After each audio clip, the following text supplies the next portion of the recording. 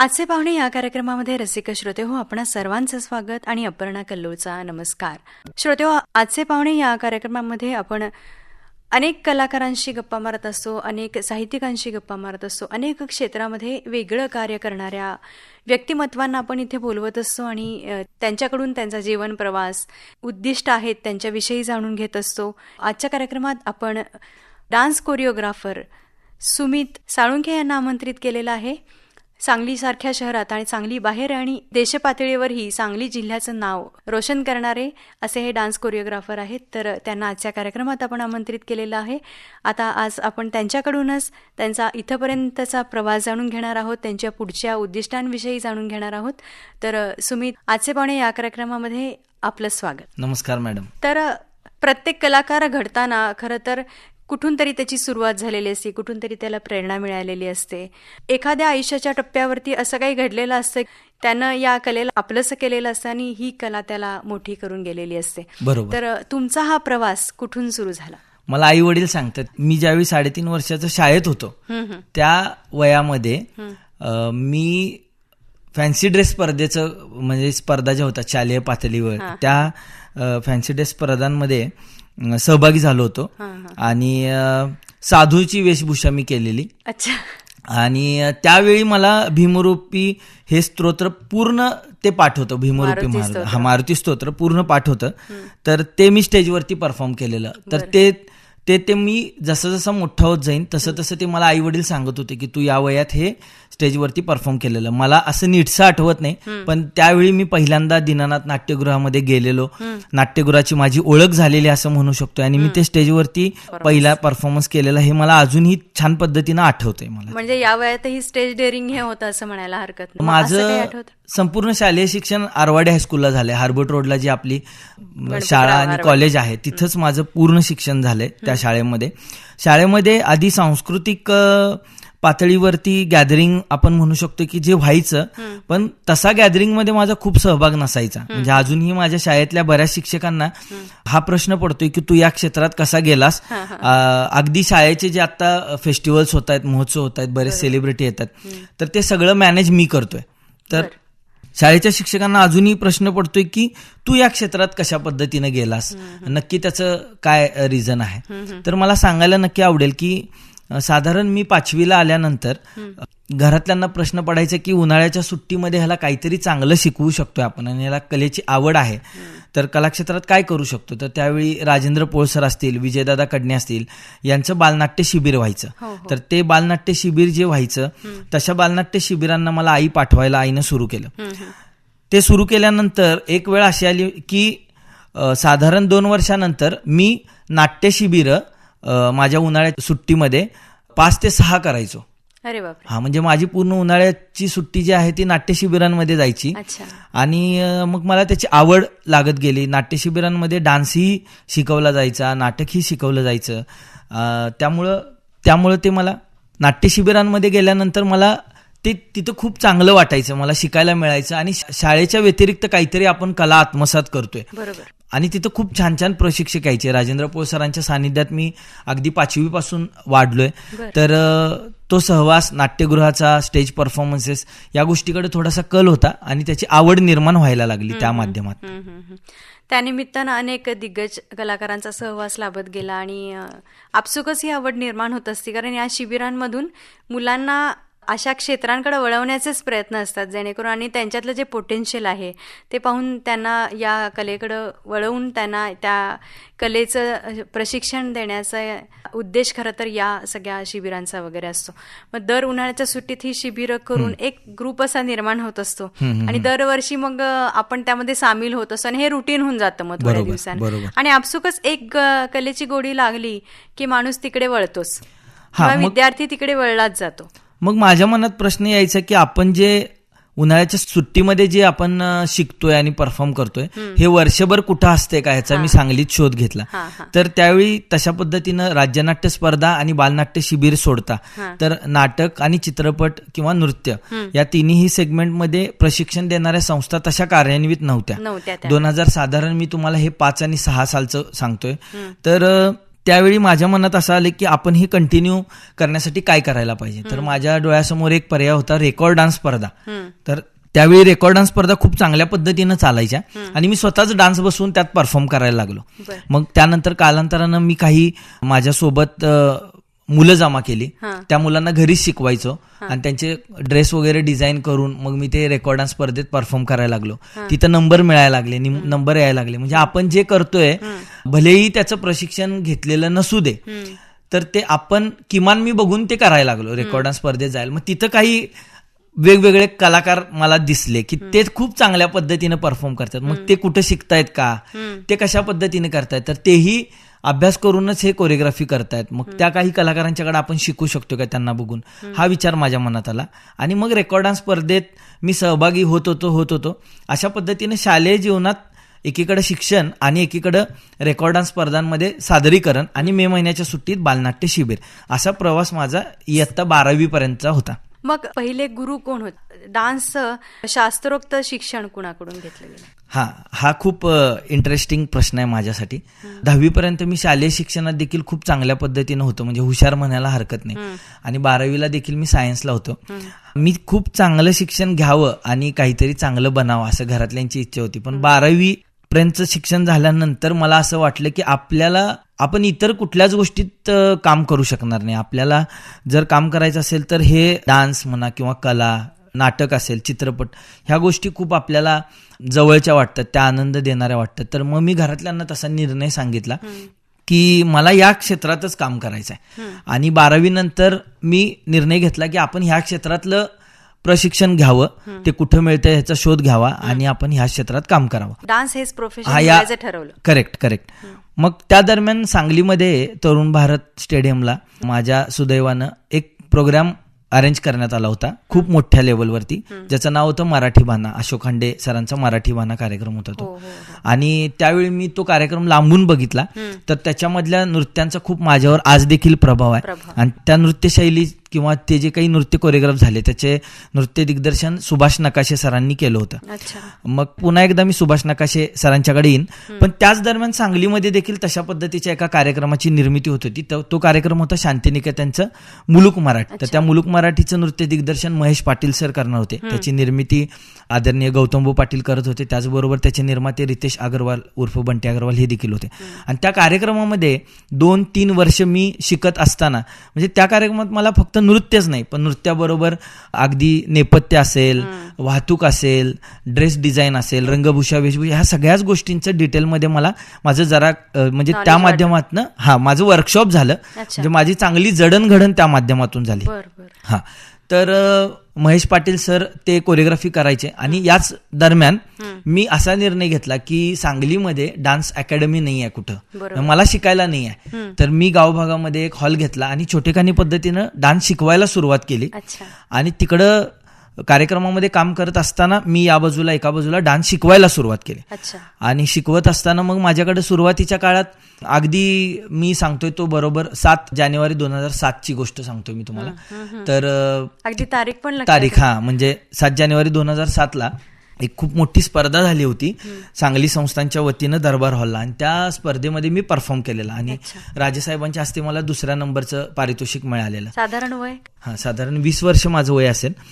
तर तिकडं पारितोषिक मिळालं. आणि त्याचवेळी मुलुक मराठीची निर्मिती घडत होती. त्याचवेळी मी अकॅडमीची स्थापना केली. हे सगळे एकाच वर्षात झाले. आणि मग आधी सुरुवातीला खूप कमी विद्यार्थी माझ्याकडे शिकायला, पण मी नेमकं कशा पद्धतीनं डान्स अकॅडमी आपल्या भागात चालवली पाहिजे ह्याचा खूप अभ्यास केला. त्यावेळी तसा मीडिया खूप स्ट्रॉंग नव्हता, अशा गोष्टी खूप स्ट्रॉंगली नव्हत्या, सोशल मीडिया एकूणच. तर टेलिव्हिजनच्या माध्यमातून असेल किंवा जे अवॉर्ड शोज आपल्याला टेलिव्हिजनवर त्यावेळी दिसत होते त्याचा खूप स्टडी केला. त्यातून कोरिओग्राफर कोण काय पद्धतीनं काम करते, तर काही कोरिओग्राफर्सची कामं माझ्या डोळ्यासमोर ठेवून मी अकॅडमीला सुरुवात केली. अकॅडमी करत असताना माझे खूप थॉट्स क्लिअर होते की आपल्याला फक्त डान्स क्लास म्हणून चालवायचं नाही आहे. या माध्यमातून आपल्याला विद्यार्थ्यांची निर्मिती झाली पाहिजे, कलाकार घडला पाहिजे. अजूनही माझं तेच मत आहे की आपल्याकडे आलेला विद्यार्थी हा फक्त डान्स क्लास पुरता मर्यादित न राहता तो एक उत्तम कलाकार झाला पाहिजे, तो परफॉर्मर झाला पाहिजे, तो उत्तम माणूस झाला पाहिजे. तो मग त्याच्या काम करण्यावर ठरणार आहे की तो कोरिओग्राफर काय पद्धतीने आहे. तर किमान तो उत्तम परफॉर्मर झाला पाहिजे, तो उत्तम कलाकार झाला पाहिजे, उत्तम माणूस झाला पाहिजे. यासाठी माझी संस्था काम करते. 2007-08ची स्थापना आहे माझी. आता 16 वर्ष माझ्या संस्थेला पूर्ण होतात. माझ्या आईचं त्यावेळीपासून मत होतं की जे करायचंय ते तुझ्या नावावर कर. 2 गोष्टी होतील की तू करतोयस हे लोकांपर्यंत पोहोचल तुझं नाव असल्यामुळं, आणि तुझं नाव आहे त्यामुळे ते खूप नाव तू शेवटपर्यंत जपशील.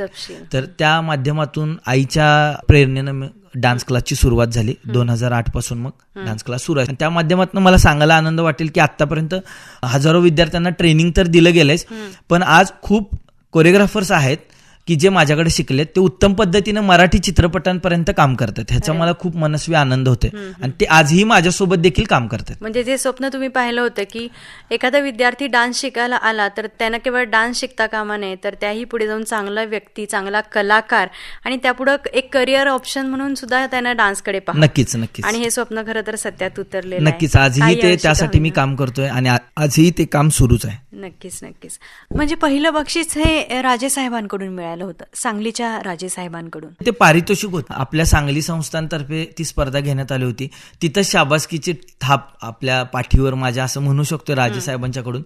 आजही तो फोटो माझ्याकडे आहे आणि तो मी खूप जपून ठेवलाय, कारण तिथून खूप वेगळी दिशा माझ्या पूर्ण या क्षेत्राला टर्निंग पॉइंट असं म्हणू शकतो आपण ती स्पर्धा. नक्कीच नक्कीच. म्हणजे एकदम पॉझिटिव्ह चेंजेस त्यानंतर व्हायला लागले आणि एक कलेकडे करिअर म्हणून पाहण्याचा, गांभीर्यानं पाहण्याचा दृष्टिकोन त्यावेळी निर्माण झाला असं म्हणायला हरकत नाही. जशी अकॅडमी सुरू झाली तशी जबाबदारी पण वाढत गेली असेल. नक्कीच. मला या ठिकाणी एक आवर्जून उल्लेख करावा असं वाटतोय.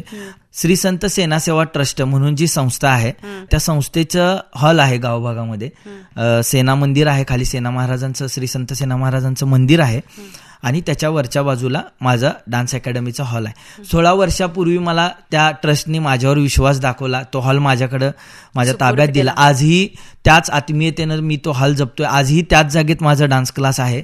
हे मला आवर्जून सांगायला आवडेल की गेली 16 वर्ष मी त्याच ठिकाणी नृत्य साधना करतोय, मुलांना शिकवतो. या साधनेला संत महंतांचा पण आशीर्वाद लाभला असं म्हणायला हरकत नाही. नक्कीच नक्कीच. खूप आध्यात्मिक वलय आहे त्या हॉलमध्ये. खूप प्रचंड सकारात्मक ऊर्जा आहे आणि नक्कीच संत संप्रदाय आपला खूप, महाराष्ट्राची संत परंपरा खूप मोठी आहे आणि अगदी खूप पॉझिटिव्ह वाटते त्या हॉलमध्ये आल्यानंतर. सगळ्यांनाच वाटते, मला देखील वाटते. त्यामुळेच अनेक कलाकार मी त्या जागेत घडवू शकलो असं मला वाटते.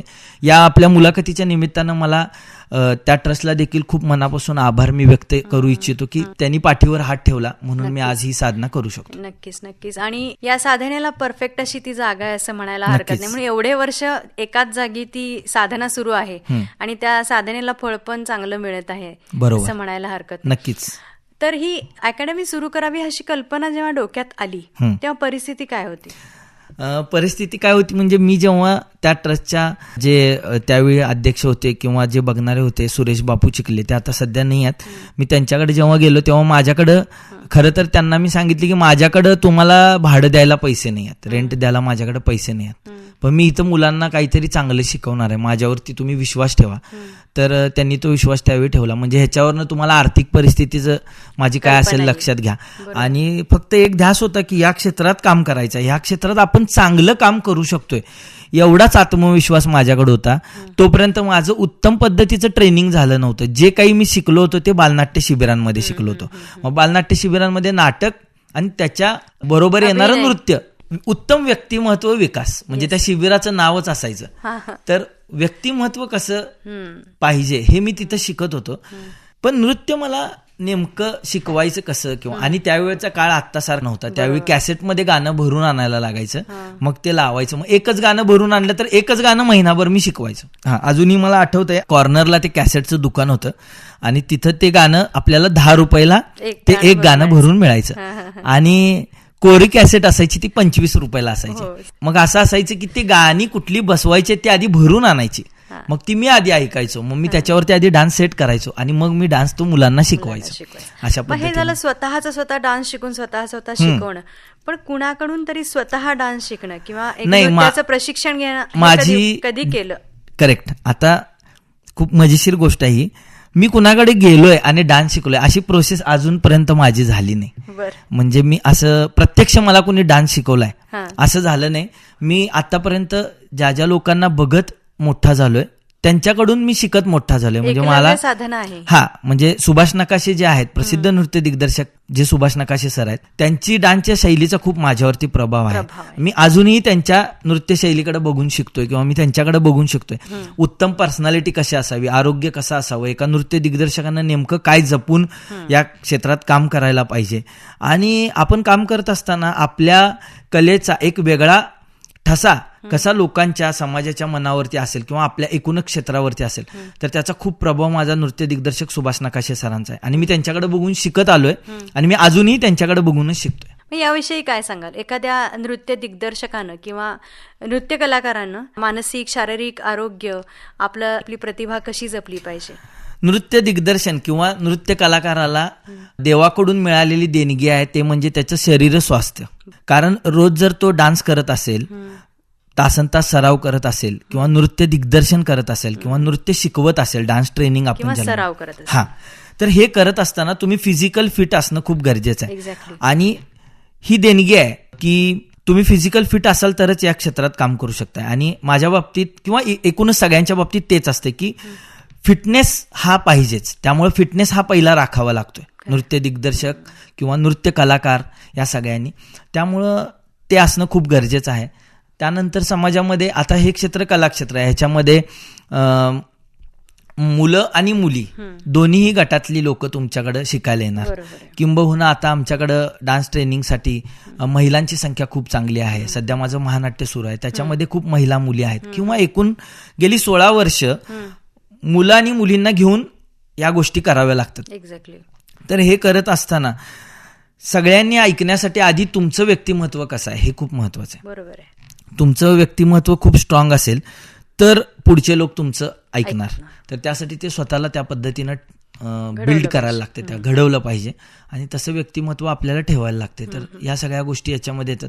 आणि माझ्यासाठी घडलेली खूप वेगळी आणि महत्वाची गोष्ट काय आहे की मी नृत्य क्षेत्रात काम करत असताना सुद्धा मी त्याच वेळी नाट्य क्षेत्रात काम करत होतो. त्यामुळं माझे व्यक्तिमत्व घडत असताना फक्त डान्स कोरिओग्राफर म्हणून नाही, तर ते नाटक असेल, नाटकाचं दिग्दर्शन असेल, एकूणच कलाकाराची जडणघडण असेल, नाट्यगृहाची ओळख असेल, अगदी स्टेज किती बाय किती असतंय नाट्यगृहातून इथपासून ते लाईट डिझायनिंग पर्यंत टेक्निकल ह्या सगळ्या गोष्टी आल्या. किंवा कलाकारानं कसं राहायला पाहिजे, त्याचं व्यक्तिमत्व कसं पाहिजे, त्यानं कसं बोललं पाहिजे, हा पगडा सगळा नाट्यक्षेत्राचा माझ्यावर आहे. आणि काम मी नृत्य क्षेत्रात करतोय, त्यामुळे नाट्यक्षेत्राचा खूप जवळचा माझा संपर्क आहे. आणि एकूण राजेंद्र पोळ सरांचा प्रभाव सामान्य जीवन जगत असताना कलाकार म्हणून माझ्या व्यक्तिमत्वावर असल्यामुळं त्यांचा खूप परिणाम आहे माझ्या व्यक्तिमत्वावर. त्यामुळं ते जीवनशैली किंवा एकूणच या क्षेत्रात काम करत असताना पोळसरांच्या कडून खूप गोष्टी मी शिकत असतो. एक कलाकार म्हणून अनेक पैलू आपल्या व्यक्तिमत्वाला मिळतात खरं तर. आणि अनेक कला जर आपण जोपासल्या तर ते व्यक्तिमत्व अजून समृद्ध होत राहते. नक्कीच. तर हे अशा दिग्गजांच्या सानिध्यातून आपण समृद्धीकडे जात असतो सतत इतरांकडनं किंवा अशा गुरुतुल्य व्यक्तिमत्वांकडून जे घेतो त्यांना आपण समृद्ध होत जातो. आणि जेव्हा आपण समृद्ध असतो तेव्हाच आपण आपल्या विद्यार्थ्यांना किंवा आपले जे प्रशिक्षणार्थी वगैरे असतात त्यांना देऊ शकतो. मी आजही माझं मत असं आहे की तुम्ही कुठं शिकता, कुठल्या लोकांच्या सानिध्यात वावरता आणि कोणकोणत्या लोकांचा प्रभाव तुमच्यावर आहे त्याप्रमाणे तुमचं व्यक्तिमत्व घडणार. आणि मग त्यानंतर तुम्ही पुढची पिढी किंवा पुढचे कलाकार किंवा पुढे आलेल्या लोकांना त्याप्रमाणे घडवू शकाल जसं तुमचं व्यक्तिमत्व आहे. तर नृत्य क्षेत्रामध्ये करिअर करताना नृत्य म्हटलं की फक्त एकच प्रकार येत नाही, तर नृत्यामध्ये अनेक प्रकार येतात. तर असा कुठला एक विशिष्ट प्रकार आहे का की जो तुम्ही आत्मसात केलाय का? तुम्ही वैविध्यपूर्ण नृत्य सादरीकरण करता? तर सुरुवातीच्या काळात मी सांगितल्याप्रमाणे प्रशिक्षण मी घेतलं नव्हतं, पण कालांतरानं मला वेगवेगळ्या स्टाईलचं प्रशिक्षण घ्यावं लागलं. तर ते मी स्वअध्ययन म्हणू शकतो आपण, किंवा टेलिव्हिजन हा किंवा डान्सवर आधारित मराठी एकापेक्षा एक कार्यक्रमाची निर्मिती 2008-9च्या दरम्यान झाली. त्यामुळे टेलिव्हिजनवरती बघून खूप गोष्टी शिकता आल्या मला, आणि त्या माध्यमातून वेगवेगळ्या स्टाईल्स मी डेव्हलप केल्या की कशा पद्धतीने कोरिओग्राफ करू शकतोय. आणि तुम्ही जो प्रश्न विचारताय, माझं मूळ जे आहे महाराष्ट्राची लोकनृत्य आणि लोककला जी परंपरा आहे, किंवा महाराष्ट्रामध्ये एकूणच केले जाणारी जी लोकनृत्य आहेत, लोककला आहे, यांचा खूप माझ्यावर प्रभाव आहे. आणि ते मी खूप चांगल्या पद्धतीनं शिकवू शकतोय, आणि मी ते चांगल्या पद्धतीनं नृत्य दिग्दर्शित करू शकतो असं मला वाटतंय. पण ते करत असताना सुद्धा डान्स अकॅडमीमध्ये माझ्या पाश्चात्य शैलीचे सर्व नृत्य प्रकार व्यवस्थित शिकवले जातात. त्याचं मी अध्ययन त्यानंतर केले, त्याचाही अभ्यास केलेला आहे. नक्कीच. सांगलीसारख्या शहरामध्ये डान्स शिकवताना कुठल्या प्रकारचं नृत्य जास्त पसंत केलं जातं? असं नाही आहे, वयोगटानुसार वेगवेगळ्या लोकांना वेगवेगळे नृत्य प्रकार आवडतात आणि ते शिकत असतात. असं पर्टिक्युलर कुठल्याच प्रदेशात नाही आहे की आम्हाला हाच नृत्य प्रकार करायचा आहे. बॉलिवूड फ्रीस्टाईल म्हणजे बॉलिवूडच्या गाण्यांवरती डान्स करायला प्रत्येकालाच आवडतोय. त्याच्यानंतर खूप चांगल्या पद्धतीने ज्यांना नृत्यकला शिकायची आहे ते मग पाश्चात्य नृत्य शैलीतल्या ज्या काही गोष्टी येतात, अगदी आता युवा वर्गाला हिपहॉप सारखं नृत्य आवडतंय, कंटेम्पररी सारखं नृत्य आवडतंय, हिपहॉप मधले बरेच प्रकार आहेत ते आवडतात त्यांना. बाकी महिला वर्गाला बॉलिवूड स्टाईल आवडते, काही महिलांना लावणी शिकायला आवडते, ती परफॉर्म करायला आवडते. त्यानंतर बऱ्याच लोकांना मराठी जो आपला महाराष्ट्राच्या लोकनृत्य प्रकार आहेत तेही करायला आवडतात. आणि युथ फेस्टिवल आपण ज्याला म्हणतोय कॉलेजच्या माध्यमातून, तिकडं युवा वर्ग खूप चांगल्या प्रकारे लोकनृत्य आणि लोककला या प्रकारांमध्ये सहभागी होतोय. आणि तो सहभागी झाल्यानंतर त्याला कलाक्षेत्राची आवड निर्माण होते, आणि कलाक्षेत्राची आवड निर्माण होऊन तिथून खूप चांगले कलाकार घडतात आपल्या या क्षेत्रामध्ये. आता गेले 16 वर्ष तुम्ही हे नृत्य दिग्दर्शनाचं किंवा नृत्य प्रशिक्षण देण्याचं काम करता, मग याच्यामध्ये काही स्थित्यंतर बदल घडत गेलेले आहेत का? मला सांगायला नक्की आवडेल, खूप बदल घडले त्याच्यामध्ये.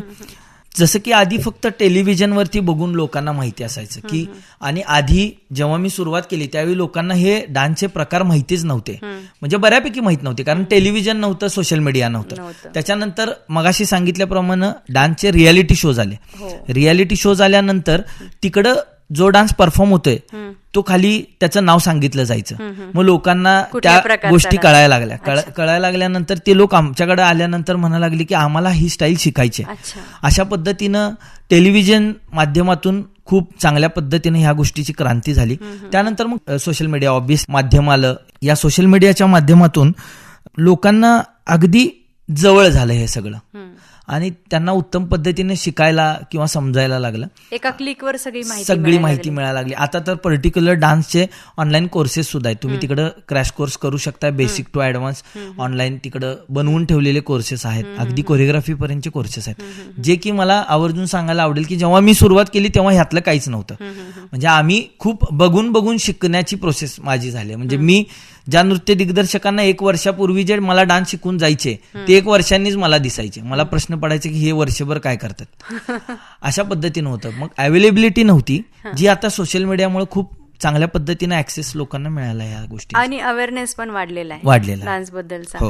आधी कसं आहे, एखाद्याने सांगितलं किंवा एखाद्या पुस्तकात वाचलं तरच ते कळायचं की अरे बाबा हा डान्स प्रकार आहे आणि या डान्स प्रकार शिकला पाहिजे, याच्यामध्ये काय काय येतं. पण मला नक्की एक गोष्ट सांगायला आवडेल की ज्याप्रमाणे मीडियावरती आता डान्सचे कोर्सेस आपण म्हणू शकतोय आहेत, सगळं एकूण बघायला काहीही तुम्ही एक शब्द टाकला तर त्याचे 1 लाख व्हिडिओ आपल्याला बघायला मिळतील.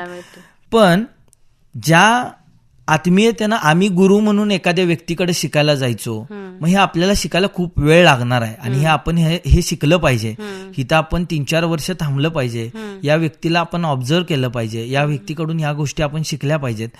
असं आता सध्याच्या काळात खूप कमी लोक आमच्याकडे येऊन शिकतात की आम्हाला हे शिकायचं आहे, किंवा स्वतःचं व्यक्तिमत्व. आता आल्यानंतर लोकांना असं आहे की आम्हाला ही स्टाईल येते, ते दाखवायला येतात आम्हाला कोरिओग्राफरना, अशा पद्धतीनं झाले, किंवा ते सगळंच त्यांना नॉलेज आहे आणि ते सगळंच त्यांना माहिती आहे, अशा पद्धतीनं होतंय.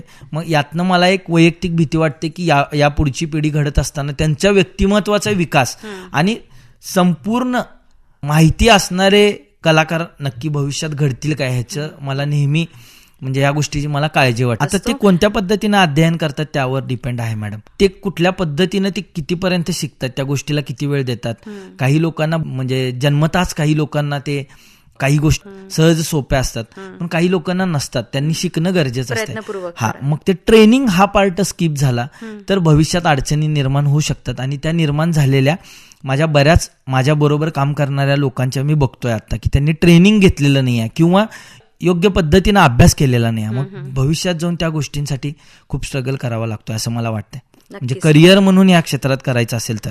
आणि कला ही अशीच आहे, त्या कलेला वेळ देऊन तिची साधना करून ती आत्मसात केली तर ती पूर्णपणे आपल्याला आत्मसात होती. पण तुम्ही जर गुरुस्थानी एखाद्या व्यक्तिमत्वाला मानून ज्यामध्ये तो पारंगत आहे त्याच्याकडून जे घेतलेलं ज्ञान आहे ते ज्ञान हे आपल्याला आयुष्यभरासाठी पुरतं. नक्कीच आपली ही जी परंपरा आहे गुरु शिष्य परंपरा ही त्यासाठीच ती महत्वाची आहे खरं तर. बरोबर. कुठंतरी आपण कुणाला तरी गुरु मानलं पाहिजे आणि त्यांच्या मार्गदर्शनाखालीच ती कला जर शिकली तर ती व्यवस्थित आत्मसात होत जाते. आणि गुरु शिष्य परंपरेचा आपण आदर केला पाहिजे. खरं तर आपली ही भारतीय परंपरा आहे जी गुरु शिष्य परंपरेला कायम महत्व देत आलेली आहे आणि प्रत्येक कला ही गुरु शिष्य परंपरेनंच पुढे पुढे पुढच्या पिढीपर्यंत पोहोचत गेलेली आहे. गुरूंचं महत्व हे आधीही तितकंच होतं जेवढं आत्ता आहे. आणि आता उलट गुरु शिष्य परंपरेचं खरं तर खूप महत्व वाढत चाललेलं आहे. अगदी भारताबाहेरचे लोक सुद्धा, परदेशातले लोक सुद्धा एखादी कला शिकण्यासाठी आपल्या भारतामध्ये येतात.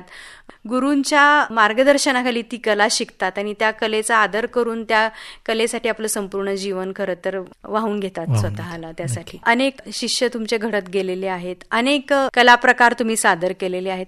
हे जे कलाप्रकार सादर तुम्ही करता तर याची कल्पना कशी कशी सुचत गेली? आता ह्याच्यामध्ये डान्स फील्डमध्ये वेगवेगळे शोज असतात. म्हणजे ह्याच्यामध्ये स्पर्धेसाठी बसवणारे डान्स वेगळे असतात.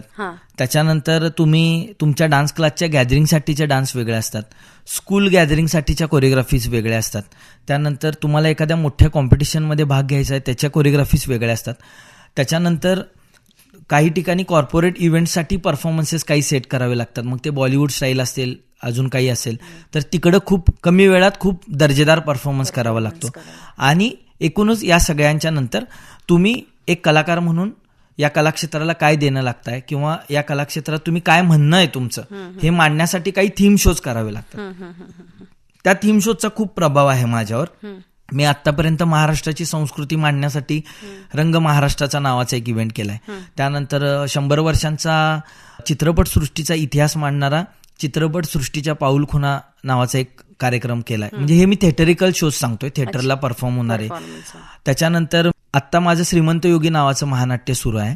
छत्रपती श्री शिवाजी महाराजांचा संपूर्ण इतिहास मी नृत्य आणि नाट्याच्या माध्यमातून मांडलाय. त्याच्यामध्ये 75 कलाकारांचा समावेश आहे आणि ते महानाट्य खूप चांगल्या पद्धतीनं, दर्जेदार पद्धतीनं महाराष्ट्र आणि महाराष्ट्राच्या बाहेर सादर होते आणि ते लोकांना खूप आवडतंय आणि खूप वेगळी संकल्पना मी त्या माध्यमातून लोकांच्या समोर मांडतोय. अशा रामायणातले काही प्रसंग वगैरे. रामायण मी तसा त्याच्यावरती 2.5 तासांचा पूर्ण शो केला नाही अजून, पण एक 15 मिनिटाचा एक नृत्यनाट्य आविष्कार मी अगदी तरुण भारत स्टेडियमला अगदी 45,000 लोकांच्या समोर ते सादर केले. लोकांना आवडले. खूप सारी लोकांच्याकडून त्या परफॉर्मन्सला बक्षिसं मिळालेत. पण थिएटरिकल किंवा आपलं जे मांडणं असते, म्हणणं असते ते प्रत्येक कलाकारानं म्हणणं आपल्या कलेतनं मांडावं असं मला वाटते. त्या माध्यमातून सध्या मी शिवचरित्र आणि छत्रपती संभाजी महाराजांचं चरित्र मांडण्याचं काम करतोय. श्रीमंत योगी नावाचं जे महानाट्य आहे ते आता माझं सुरू आहे. त्याच्यामध्ये 75 कलाकार काम करतायत. पूर्ण छत्रपती शिवाजी महाराजांचा जो इतिहास आहे जन्मापासून ते राज्याभिषेकापर्यंत त्याच्यामध्ये मांडलाय. आणि आता मी करतोय रुद्रशंभू नावाचं महानाट्य, ज्याच्यामध्ये छत्रपती संभाजी महाराजांचा इतिहास आहे. तो छत्रपती संभाजी महाराजांच्या जन्मापासून ते त्यांच्या अमर होण्यापर्यंतचा प्रवास आहे आणि तो खूप इन्स्पिरेशनल आहे. ऑलरेडीच ते इतिहास म्हणून आपल्याला खूप प्रेरणादायी आहे, पण ते नृत्य आणि नाट्याच्या माध्यमातून रंगमंचावर जिवंत करत असताना पुन्हा एकदा मला इतिहास काळ अनुभवायला मिळतोय आणि हे मला एक कलाकार म्हणून मला या गोष्टीचं खूप समाधान आणि आनंद मिळतोय. नक्कीच नक्कीच. आजचे पाहुणे या कार्यक्रमामध्ये रसिक श्रोते हो, आपण नृत्य दिग्दर्शक आणि नृत्य कलाकार सुमित साळुंखे यांची मुलाखत ऐकत आहोत. आज या मुलाखतीचा पहिला भाग आपण ऐकला. या मुलाखतीचा दुसरा भाग जरूर ऐका येत्या शुक्रवारी सकाळी 9:30 आणि पुन्हा प्रसारण रात्री 10 वाजता. मात्र कार्यक्रमातून आता मला अपर्णा कल्लोळला आणि या कार्यक्रमाच्या सादरकर्त्या तेजा दुर्वे यांना निरोप द्या. पुन्हा भेटूया. तोपर्यंत नमस्कार.